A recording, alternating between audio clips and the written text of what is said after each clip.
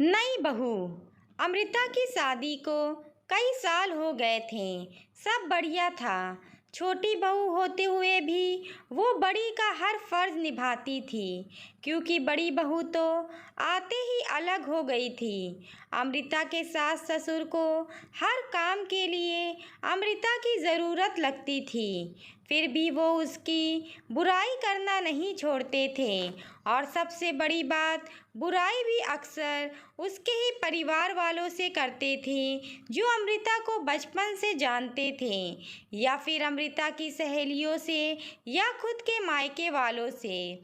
पहली बार जब शादी के बाद अमृता की दोस्त आई तो सासू माँ ने उससे ही अमृता की बुराई करना शुरू कर दी। जब अमृता को पता चला तो उसने अपने पति रमेश से कहे माँ जी को समझवा दिया कि कम से कम जो लोग उसे जानते हैं उनसे तो उसकी बुराई कर खुद की जग हंसवाई ना करवाएं। पर उन्होंने ना सुनी, बल्कि और ये आदत ही बना डाली। आजकल तो अक्सर ये कहती कि अमृता तुम पहले ये काम अच्छा करती थी, अब नहीं करती हो। फिर भले ही वो कोई भी काम हो। अमृता की बुआ उसके ससुराल आई थी, तब सासू माँ की किटी पार्टी भी थी। वो बुआ को भी साथ ले गई और आदत के अनुसार सबके सामने ही अमृता की बुराई करने लगी। कहने लगी अमृता पहले सब अच्छा करती थी, पर अब कोई काम ठीक से नहीं करती। ना ठीक से रोटी बनाती है, ना सब्जी, ना अच्छे से कपड़े पहनती है, ना बच्चों का ख्याल रखती है।